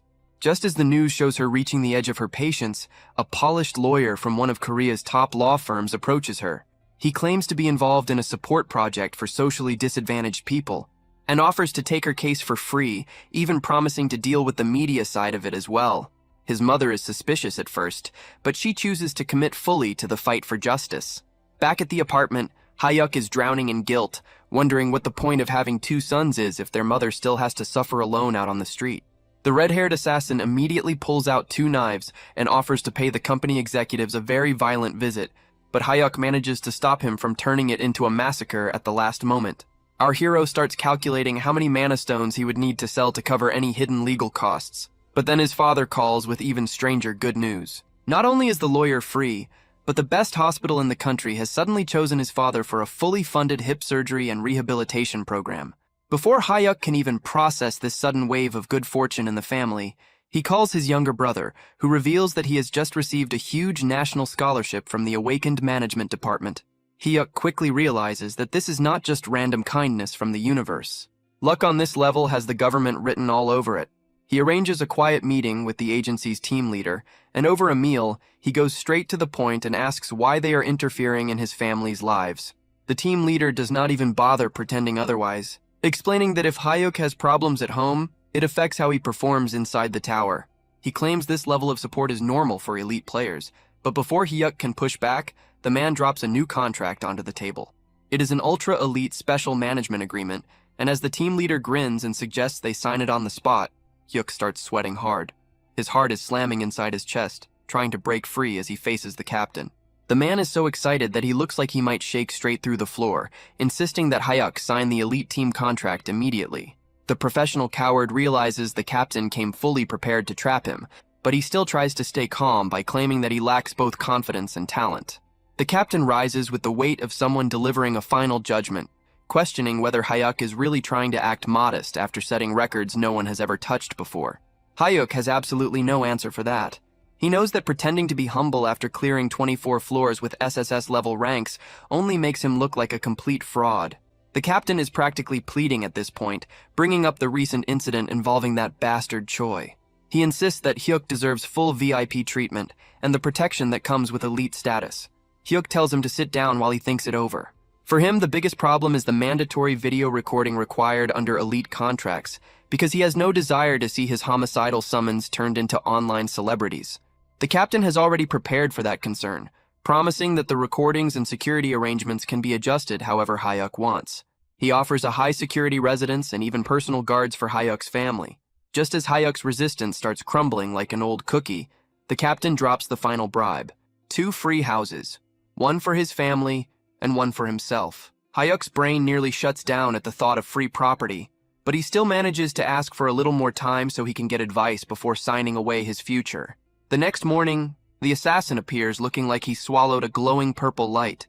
He has officially advanced from SR to SSR rank, and his new aura is so bright that Hyuk's eyes can barely handle it. Hyuk tells him to tone it down before they talk about the contract offer. The assassin is unexpectedly supportive, pointing out that Hyuk is basically a national treasure walking around in human form and deserves to be treated that way. Still, he has one condition that cannot be ignored. He warns Hyuk to demand full authority over when they enter and clear floors. He refuses to let greedy management filth drag them into danger before they are ready. The assassin explains that if Hyuk simply stays alive and keeps using his random summons, he will eventually be able to call beings that go beyond ordinary human limits. Hyuk's imagination can barely keep up with that level of power, But when he checks the numbers, he sees that his next random summon is still 19 days and some extra time away. After that strategy talk, Hyuk brings out the giant meat shield. The system confirms that both barbarian tanks are now present, but the poor giant immediately starts sweating. The assassin is in full bully mode, showing off his extra 2S ranks like a kid flaunting a brand new toy. The difference between them has become so massive that the giant is actually stumbling over himself in fear, unable to even look directly at the glowing purple assassin. Hyuk feels a bit sorry for his giant tank and decides that the next upgrade will definitely go to him. They head into the 25th floor, where the mission is to wipe out 100 orcs in 10 hours. As the wave of green monsters rushes toward them, Hyuk wonders whether he can secretly steal a few kills for himself. The assassin tells the giant meat shield to move first and draw the enemy's attention, and the barbarian launches himself into the air like a massive hairy cannonball. He crashes into the ground and sends orcs flying in every direction like scattered pins. Then the assassin decides to show off the speed of his new SSR rank. He moves so quickly that it feels as if a fighter jet has shattered the sound barrier right beside Hyuk's ear. He unleashes a huge blade explosion that turns the nearby orcs into a brutal burst of fire and steel. When a few surviving orcs try to slip in behind the assassin, they realize too late that they have only struck a clone. The real assassin appears behind them with a decisive ambush skill, ending them in a single clean motion. The remaining orcs stare at him with faces that make it clear they would rather be anywhere else. The assassin only wonders why they look so miserable when the real fun has barely begun, then draws his poison daggers for another round. Hyuk realizes that if he does not act quickly, his own summons are going to leave him with nothing to gain. Even though the assassin wants him to stay safe and do nothing but survive, Hyuk grips his mace and decides he needs to become strong enough that his team will finally stop treating him like dead weight. He decides he cannot stay a burden forever. He rushes an orc, cleanly evades its attack, and drives a hard kick into its back. Drawing on his rising confidence, he unleashes the first form of his primordial thunderstaff. The strike smashes into the orc's head and leaves the monster dead with purple energy bursting from the blow. As more enemies rush in, Hyuk uses Shadow Step to move through the chaos, dodging and attacking with surprising skill. Then the system suddenly delivers incredible news. He has unlocked the second form, Scatter Falling Thunder. Overjoyed, he tests it immediately. The staff releases a blast of lightning that splits into 5 branches, wiping out a whole group of orcs in a bright area attack. The assassin watches the display with eyes so wide they look ready to fall out. He rushes over with tears in his eyes, shouting that unlocking a new skill is no excuse to ignore their strict 1 kill per floor safety agreement. Hyuk instantly starts sweating and stammers out an apology. But then the professional coward experiences a rare flash of defiance. He wonders why he is always acting afraid around his own summons. Straightening up, he boldly declares that while he may be weak in the real world, inside the tower he is an absolute alpha. The assassin nearly breaks down, begging him to put safety first. But Hyuk brushes it aside. Drunk on his own confidence, he declares that he wants the orc chieftain to appear right now so he can crush its skull himself. Then he turns around and finds the orc chieftain already standing right behind him, looking like a furious wall of muscle. Our boy's whole alpha act vanishes in an instant. He drops his weapon, cries out for his bodyguard, and is immediately pulled out of danger by a very pleased, grinning assassin. Realizing he should have kept his mouth shut from the start, he points a shaking finger at the giant monster and orders his team to erase it. The summons are more than happy to obey. The giant meat shield rushes in from the front, while the assassin slips behind the distracted beast with his dirty ambush skill, bringing the boss fight to an end within seconds. System windows instantly fill Hyuk's vision. The 25th floor is cleared with an S++ rank, earning him another platinum badge. Because he has now piled up 25 of them, the system offers him a major reward. He is given the choice between trade enhancement, skill copy, a random item, or summon grade enhancement. He immediately chooses trade enhancement, knowing only an idiot would pick anything else. His status window updates and raises his simultaneous summon limit to 3, not counting himself. That means they are now a proper 4-man squad, and his next random summon cooldown is exactly 18 days away. To celebrate the victory, Hyuk treats his summons to a huge meal of spicy pork. When asked whether he can handle the heat, the assassin reacts with open confidence, acting as though being weak to spice is something beneath an SSR-ranked being. The giant happily devours his portion and says the food actually tastes sweet. Suspicious, the assassin takes one bite.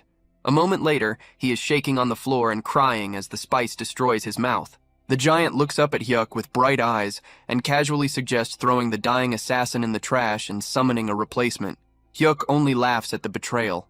Feeling unusually confident, Hyuk decides it is finally time to tell his family the truth. He arrives home carrying expensive premium beef, and that alone causes immediate panic. His brother grabs him and demands to know where he got the money, while his mother starts asking whether he kept the receipt so the meat can be returned. His father plays peacekeeper and tells everyone to stop talking and just eat the expensive food. As he watches his family finally enjoy a proper meal, Hyuk drops the truth on them. He tells them that he is an awakened player. The table falls completely silent. His brother tells him to stop talking nonsense and eat his fruit.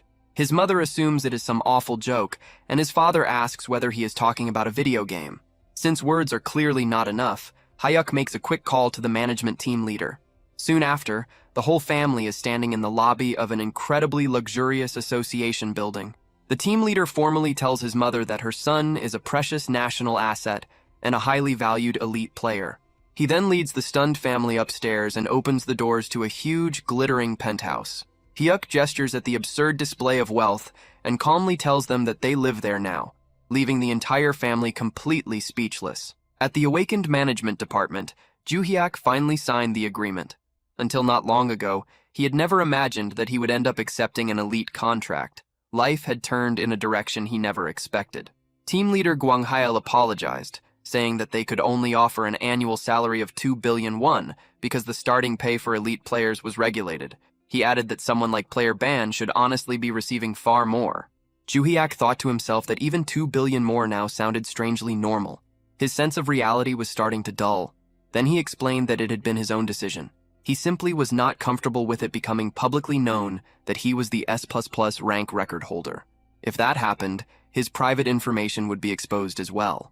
If his face spread across television, social media, and every other major outlet, it would become difficult even for his family to go outside.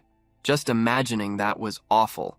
That was why he had not even told his family that he was the S++ rank record holder. Gwang-hail nodded and then asked whether his family liked the house. If anything was missing, he said they should speak freely. Joo-hyuk replied that it was already more than enough. As he checked the message his brother had sent earlier, it said that he had seen their mother cry for the first time. She said she had never lived in a house like that before. It seemed she truly loved it. The message went on, saying that his own room was unbelievable too, with a laptop, a full gaming setup, and everything else. The television was so large it looked like a movie screen. He had thought he might actually faint. Then the message shifted into affection, but Joo-hyuk stopped reading there. He wondered whether life could really get any better than that, then immediately thought that such a wish might be greedy. Gwang-hail then showed Joo-hyuk the office residence where he would be staying and explained that everything had already been prepared. It had been fully furnished, with appliances and furniture included, so he could move in at once. He asked if Joo-hyuk was truly fine with a 2-bedroom unit, adding that they could provide something larger. Joo-hyuk liked it, and to him, it already felt like a penthouse. Meanwhile, in the largest penthouse in Korea, located in Seoul, a residence owned by a rank 1 player, 2 women were peacefully enjoying the view from the pool. Then a man rose up from the water and broke the calm, asking how long they planned to keep swimming so boringly and whether they should not go out and have some fun instead. This was Joo-hyuk, the rank 1 player. His trait was all-weapon warrior. He held the highest proficiency across all weapons and possessed many deadly and ultimate skills. At present, he was climbing the highest floors of Korea's Black Tower. He lifted shot glasses filled with whiskey and remarked that 1 glass alone was worth 5 million won. Then he jokingly asked how the liquor tasted. One of the women laughed and said that if the alcohol tasted sweet that day, she might end up drinking all of it. Another woman then said that she had been curious about something. She noted that since he was a top player, he might know the answer. Hugh Keelman asked what it was. She then asked who on earth the record holder was for consecutive S++ clears through the 25th floor. That was all anyone had been talking about lately, and she was genuinely curious. He scoffed and asked what was so impressive about a mere 25th floor. He said he had no interest in some low-level nobody like that. But she kept pushing with a teasing tone, saying that an S++ clear was a world first, and asking whether he truly was not curious that such a player existed in their own country. Another woman tried to stop her, but before she could say more, he suddenly poured whiskey over her head. He coldly told her to keep talking. Then he warned the woman to listen carefully. He asked what she thought would happen if he stopped clearing the 66th floor right now. She froze in place. The Black Tower was currently forming in Gangjeong, but he asked what would happen if it appeared near a major city next time. Would South Korea be destroyed? She shook so badly that tears were almost ready to fall. She apologized, but he showed no mercy. He continued saying that the tower was collapsing because of people like her, with shallow faces and empty words. Then they left. Standing by the window in his room, he muttered that he felt terrible. Seriously. These player-obsessed women kept talking about S++, so he had even started surrounding himself with civilians. But no matter where he went, nothing changed. He clenched his jaw. China had contacted him again that month, just like the month before. They offered 180 billion won a year, a mansion, caretakers, a private jet, and treatment equal to that of a national leader. And Japan? 200 billion won annually, a luxury mansion, and 10 personal maids willing to fulfill whatever he wanted. Yet he had stayed in Korea, clearing the 66th floor, facing the dead for months. And this was the thanks he received? People fixated on some bastard who had only cleared the 25th floor? Ungrateful trash. He wondered whether he should just change nationality somewhere else. The 66th floor was not a joke. The 60th floor marked the start of the undead zone. On the 66th floor, specter masters appeared, ghost-like beings so horrifying that simply looking at them made the body shake. Physical attacks did nothing. Only elemental attacks had any effect. Treating them like the ordinary undead from fiction was a fatal mistake. Only those who had personally experienced that suffocating demonic energy could understand. After a single attempt, 3 full days of rest were needed just to recover from the mental damage. Even with accessories, elixirs, and light element weapons earned from tower rewards, staying alive was barely possible. Clearing the 66th floor would not be possible again for a while. He let out a slow breath, changing nationality. He should not just think about it. He should move forward with it. If he suddenly switched countries, it would throw everything into chaos, right? The deadline was getting closer. The collapse threshold of the 66th floor had already passed the halfway point. In about 3 months, the countdown would begin. The only hope would be him, Hugh Keelman, the top player. But by then, he would not even be in Korea. Those fools could regret it. They could despair. Ungrateful bastards. Back to Juhyuk, he ordered 10 fried chickens to celebrate the new house. He apologized to the delivery worker for ordering too much. Living in a player residential complex was unbelievably convenient. Staff handled everything, from management to small errands. Laundry pickup and delivery were effortless, and cleaners were available whenever needed. The building had everything. Restaurants serving 3 meals a day, cafes, gyms, dry cleaners, karaoke rooms, and even a swimming pool. He thought he should have moved there much earlier. Satisfied, he carried the food inside to share with the others. They had just finished the 26th floor mission, eliminating 20 swamp trolls. The swamp made the stage notoriously difficult, but thanks to his shadow skill, everything had gone smoothly. He had even taken one down himself. He stepped into the room and called out, asking what they were all watching so seriously now that the chicken had arrived. On the 100-inch television, a girl group was performing. Even Meatball could not look away. Juhyuk recognized it at once. A girl group on a 100-inch TV was dazzling enough to overwhelm anyone. Soon, they started eating. John asked whether they should head straight to the 27th floor the next day. Juhyuk agreed. Since they had already started, they might as well push all the way to the 29th floor. John then asked why the 29th. Juhyuk explained that they would repeat clears for 10 days. Then, once the random summon cooldown ended, he planned to challenge the 30th floor with a full party of 4. That made John wonder if they were recruiting a new member. He admitted he was looking forward to it, but then hesitation crept in. If an SSR rank summon or something even higher appeared, his place as the right-hand man might be in danger. Even so, for the summoner's safety, that outcome would probably be better. He could not make up his mind. Meanwhile, John Hyuk grinned. Even Meatball started cheering. A new member, more fighting. Team leader Gwang-il then returned. He brought the item that had been requested for player Juhyuk, Volcano Orc leather armor. It held heat from flame aura and blocked cold and freezing air. Juhyuk thanked him. Gwang-il answered that it was nothing. Supporting elite players was part of their job. Juhyuk said he would use it well and return it later. Gwang-il wished him luck on the 27th floor. Then they entered Black Tower, Korea, floor 27. It was famous for its brutal cold. But for Ju Hyuk, it actually felt warm because of his equipment. He asked Meatball whether he was cold. The giant answered that a warrior did not feel cold. Meanwhile, John was visibly freezing. He was nearly frozen halfway through standing there. Ju Hyuk asked whether he should lend him his hood. John replied that he was fine. He said he could suppress the cold with magic. Ju Hyuk let out a sigh.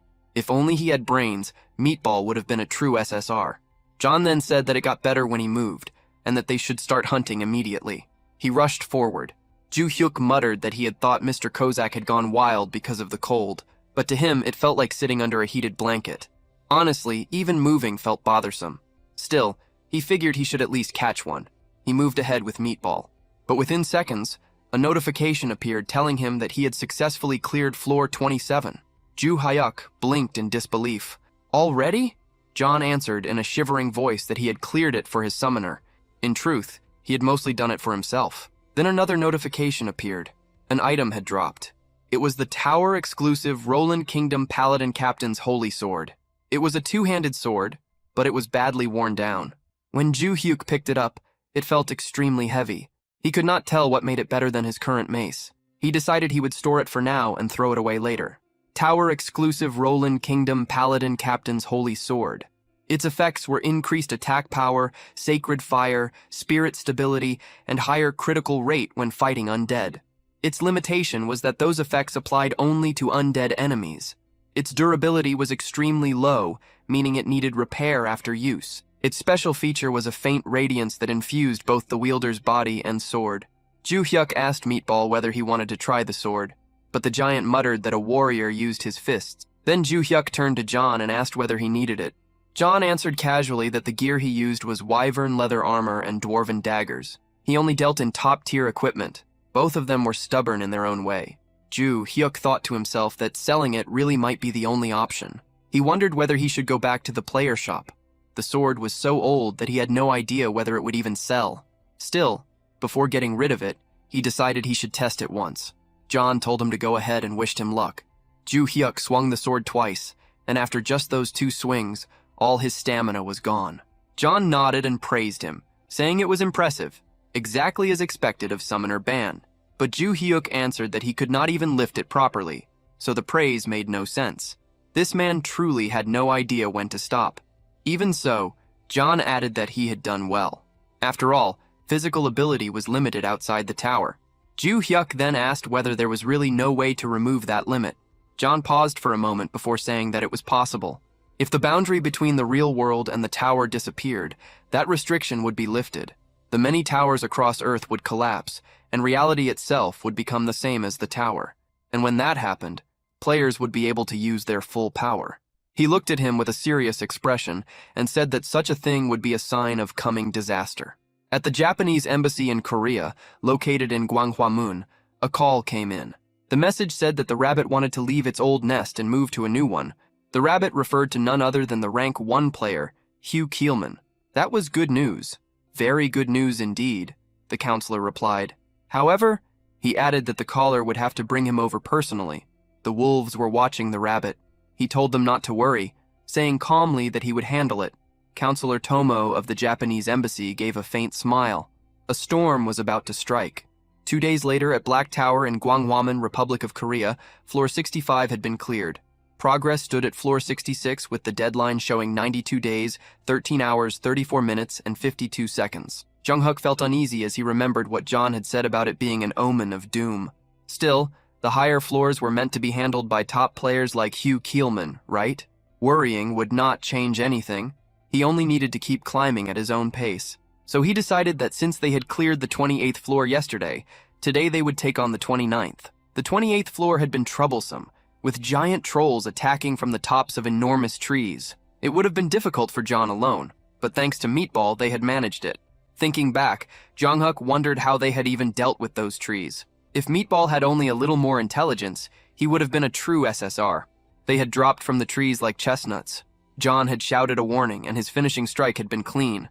But the 29th floor was different. It was infamous for its filthy plague trolls, creatures that wandered around dripping yellow pus and foul discharge. Some players had even gotten sick during their attempts. Jung-Hook decided they needed to prepare carefully, then summoned John and Meatball. John immediately announced his presence with pride, saying he was at his summoner's service. Meatball quietly said that he was there as well.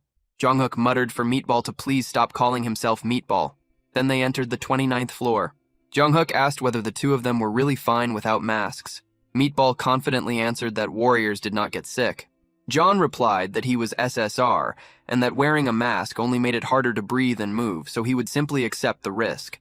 Surprisingly, because the two of them completely ignored the disease threat, their hunting speed was even faster than it had been on the 28th floor. They cleared it quickly. Afterward, John asked whether they would be having dinner together again that day. Jong-hook hesitated.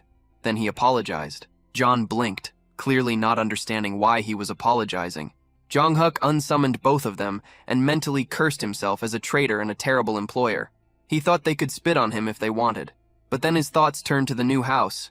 If plague got inside it, that would be a disaster. He looked at Meatball. The giant was huge and would spread contamination everywhere. How were they supposed to go back together like that? The next day, at the gym inside the awakened management department, a woman was doing squats with a barbell. After finishing her set, she dropped the weight. She was Nam Gun, Korea's rank 2 player, a trained swordswoman currently climbing the 62nd floor. She frowned. The dark zombies on the 62nd floor released an aura that corrupted players during battle. She could not see a way past it. She clenched her fists and wondered if this was her limit. Even if that was the case, as an elite player, she believed she had to keep moving forward until her body gave out. She drank a protein supplement. At moments like this, mindset mattered. She prepared herself for another set. But suddenly, people rushed past her. Mina was among them. Something was clearly happening. Mina quickly explained that news had just broken. A press conference was underway and Yu Keelman was speaking with a cold tone. He criticized the awakening management department, saying it focused only on policy while neglecting allied teams. He declared that the future of the Republic of Korea looked bleak. Then he announced that he would leave Korea that very day and continue his career as a Japanese player. The news hit Jung-hyuk like a shock. Yu Keelman, the country's top player, was switching nationality. Team leader Gwang-il confirmed it. That was why they had urgently called him in. He carefully asked how long it would take Jung-hyuk to reach the 60th floor. Jung-hyuk let out a quiet breath. He had expected this question. He explained that he was currently on the 29th floor. Even if he cleared one floor each day, it would take about 37 days to reach the 66th floor. The deadline was around 90 days, so it might look possible. But realistically, it was not that simple. For difficult sections, he would need at least 10 days of preparation. And according to his contract, climbing higher floors was entirely his own decision.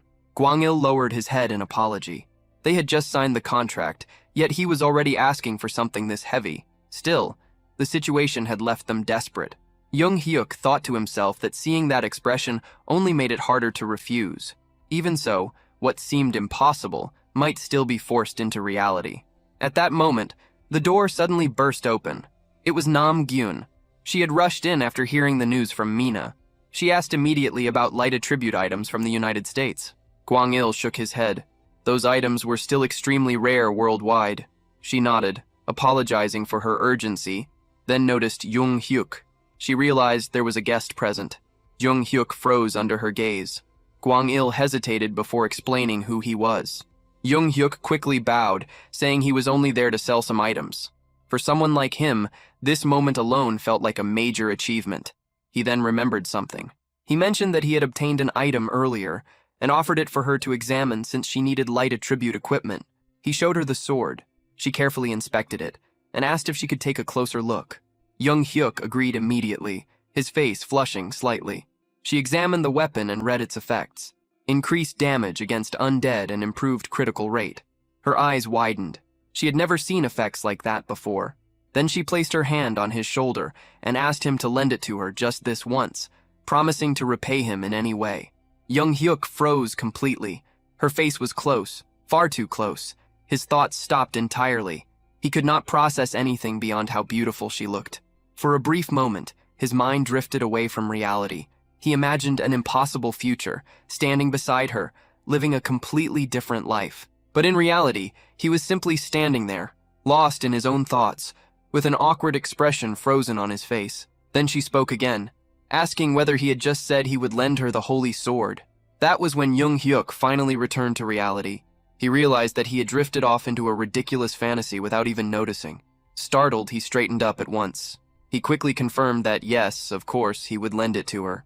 He told her to use it freely and let him know how it performed.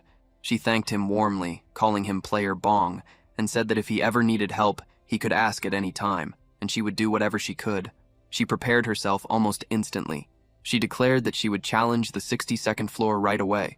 Gwang-il told her to return safely. As she left, Jung-hyuk wondered whether the sword would actually be useful. He hoped the review would be good enough that he could sell it for a decent price. He had planned to get rid of it anyway, so there was no point in getting greedy now. Still, he could not help wondering how much a holy sword like that might be worth. She entered the 62nd floor. The failure conditions were death or abandoning the mission. The moment she stepped inside, she frowned. The undead appeared immediately. Her whole body tensed. No matter how many times she faced this kind of enemy, she could never grow used to it. The crushing pressure and the suffocating energy that made her want to run away were still just as awful as ever. She activated the holy sword. A faint white glow appeared. The blade looked badly worn, and the light it gave off was dim. It felt weaker than expected. The other light attribute items she had used before had shone much brighter. She questioned whether this would really be enough. Then, the undead rushed her. She realized she had no choice but to confront it head-on. To face the enemy without retreating, that was a player's fate. She charged forward. Their attacks collided. The undead's claws were wrapped in dark energy, and that power came crashing toward her. Her body immediately felt heavy. At first, it seemed as though nothing had changed. She thought the sword was useless. Then suddenly, a system notification appeared. Holy Sword Effect, Steadfast Mind activated. A hidden effect had triggered. The dark aura that had entered her body was reflected and completely nullified. She froze for a moment in disbelief. Then she swung again. This time, one strike landed as critical damage against the dark zombie. Her eyes widened as she realized that the dark aura was being erased. If that continued, then the fight had already turned. She pressed the attack. Slash after slash followed. Within seconds, the dark zombie fell. It felt absurdly easy, and from there, she began tearing through the floor without stopping. Meanwhile, team leader Gwanyul checked the time. It had been 2 hours since she entered the 62nd floor. Whenever player Namgun failed, she usually returned by then. He wondered how it would go this time. Then she appeared. Juhyuk's eyes sharpened. She was back. Gwanyul welcomed her back and praised her effort. She told him to wait a moment while she took a healing potion and removed her armor. Juhyuk immediately thought that there was no way she could have already cleared it, so he assumed she must have abandoned the mission. Maybe even with the holy sword, it had still been impossible. He nervously asked how it had gone and said he was glad she returned safely. He asked whether the holy sword had at least been somewhat useful, and added that if it had not been good, she could be honest about it. She gave no answer at all. Instead, she walked straight toward him and wrapped him in a tight hug. And in that instant, something inside Juhyuk's lifelong, painfully untouched existence cracked apart completely. His brain stopped working. He could barely process what was happening. To him, she suddenly felt far too aggressive, far too close, and far too dangerous for his sanity. And just like that, his mind slipped straight back into full delusion mode. Now his mind had already gone even further, imagining the two of them attending their child's elementary school orientation together. She thanked him with complete sincerity, saying that without the holy sword he had lent her, she would have definitely failed. Meanwhile, Juhyuk was still trapped in his own thoughts, mentally watching their imaginary children grow up. Then she turned toward team leader Gwanyul. She reported that the 62nd floor clear had been a success. With more testing, she could confirm it fully, but if things continued going well, she believed that even the 66th floor might become possible with that sword. Team leader Gwanyul burst with joy. If that was true, then everything had changed. In his mind, he realized that if this sword had ended up in Yu Keelman's hands instead, it would have been a disaster. That man would have kept all of its value to himself. Then Gwanyul glanced at Juhyuk and thought that the more he learned about him, the more interesting he became. Gyun suddenly stepped back, apologizing because she had gotten carried away. That was when Juhyuk finally came back to his senses. It felt as if he had lived an entire lifetime inside that delusion. She explained that she had used the sword well, but the blade had been damaged in several places. Juhyuk thought that it had already been in rough condition from the start. At this rate, it would probably wear down completely after only a few more uses. Gwanyul added that this was not a problem. There were skilled craftsmen in the player workshop, and with proper repairs, the sword could last much longer. Relief appeared on her face. Juhyuk then asked whether the repair costs would be high. Guanyel immediately answered that the department would cover it. Ju Hyuk hesitated for a moment, then asked whether they would rather buy it from him outright, since they were going to need it for clearing the higher floors anyway. Guanyel shook his head. In his view, selling it would be a mistake. Renting it out would be far more profitable while still keeping ownership. There were hundreds of towers across the world, and most countries had not even reached the 60th floor yet. That meant people would come looking for this weapon. It could be rented out for 10 billion won every single time it was used. Ju Hyuk froze. A rental business. Pure profit. Guanyel continued, saying that the department would even handle all the rental procedures for him. Ju Hyuk nodded immediately. Then he offered to rent it to the department for 1 billion won for now, while leaving room to expand globally in the future. Guanyel quickly waved that idea away and said there was no need to worry. The department would handle everything. Once all of it was settled, Ju Hyuk was overflowing with excitement. 10 billion won per rental. It did not even feel real anymore. This was no longer just a sword, it was a gold mine. So he declared that the day called for a celebration. He bought food for John and Meatball. John was thrilled, clearly touched that Ju Hyuk had personally bought it for them. Even Meatball was overjoyed, saying that no one had ever treated him this well before. Ju Hyuk told them to eat as much as they wanted and not hold back. He admitted that thanks to the two of them, he had made it this far. That evening, breaking news spread across Korea. The 62nd floor had been cleared successfully. A new holy sword with divine attributes had been revealed. Player Nam Gun had emerged as a new hope for the 66th floor. People even began forgetting Yu Keelman. And just like that, because of Ju Hyuk's unexpected contribution, Korea's crisis slowly started turning into an opportunity. 10 days later, Ju Hyuk had spent the past stretch of time repeatedly clearing the 28th floor as preparation. Now the long-awaited moment had arrived. The cooldown on the random summon had finally ended. He washed himself carefully, trimmed his nails, and had even been fasting since the day before. He wanted the best result possible. He clasped his hands and prayed for something incredible. SSR. No, even better. LSR. Legendary Super Rare. John smirked and told him not to worry, saying it would turn out fine.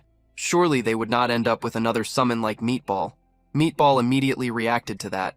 Ju Hyuk replied that there was nothing wrong with Meatball. After all, he had helped them clear so many floors already. John let out a sigh. Then he looked at Meatball, and the giant only smiled brightly. He told her not to smile like that again because it was unsettling. Then he forced himself to focus. Ju Hyuk called out for the random summon, praying that the result would be a high grade. A light appeared. A figure began to take shape, and it looked like a woman. It was a female summon. The light slowly faded, and she stepped forward with calm grace. She thanked him for summoning her and humbly greeted Master Ban. Her name was Giant Dao Rei. All three of them were stunned. She was clearly extraordinary, and the shock in the room spread instantly. Ju Hyuk asked what they were supposed to do now. John could only repeat the same question. Then the girl suddenly summoned a sword along with shaman bells. She declared with solemn resolve that although she might be lacking, she would devote her life to serving Master Ban. Ju Hyuk blinked at the sight of the sword and the bells. Was she really a shaman? Then her eyes sharpened, and her tone turned cold. She snapped at the others, demanding to know why they were staring at her like that. She asked how they dared look at a maiden with such greedy eyes, and warned that if they had any improper thoughts after seeing her beauty, they would not escape divine punishment. John flinched and tried to brush it off, claiming he had only been curious. She immediately shut that down and called him a liar. Ju Hyuk looked completely confused. He had no idea what kind of situation he had just summoned into existence. He quickly tried to interrupt and calm things down, but the moment her gaze turned toward him, her entire expression softened. She told him that he could look as much as he wished and simply sit back and enjoy the sight. Ju Hyuk froze. Was there seriously not a single normal summon among his followers? Still, SSR was an enormous win. She matched the rank of his strongest existing summon. Then another thought hit him. Were there different levels even among SSR summons? He checked her details. Name, Giant Dao Rei. Grade, SSR Super Special Rare. Type, Priestess. Affiliation, Imperial Shrine of the Heavenly Empire. Manifestation duration, 5 hours. Cooldown, 3 hours after dismissal. She was described as a strict, solemn, and commanding high priestess, the kind of person who killed the mood the moment she entered the room. Then suddenly, Ju Hyuk was dragged into her memories. He saw a vast empire. She had once been the princess of a great nation. From childhood, she showed deep interest in shamanism and eventually rose to become the empire's high priestess. After her father died, her younger brother took the throne, but he was soon murdered by their uncle, who stole the crown for himself. Consumed by fury, she swore revenge. She carried out a forbidden ritual, a death curse. Her uncle prepared for it, even sacrificing others to redirect the curse away from himself. But she was no ordinary shaman. She had been taught directly by the gods of the empire. Once her ritual was complete, nothing could endure her power. Her revenge succeeded. But using such a curse for personal vengeance was a violation of the natural order. The backlash consumed her, and she died young. Ju Hyuk returned to himself and immediately understood more. That explained her nature, her severity, and the force in her personality. It all fit. He then asked her a careful question. She answered that she was honored and told him not to hesitate. He asked who had founded the Chang Empire. She answered without the slightest delay.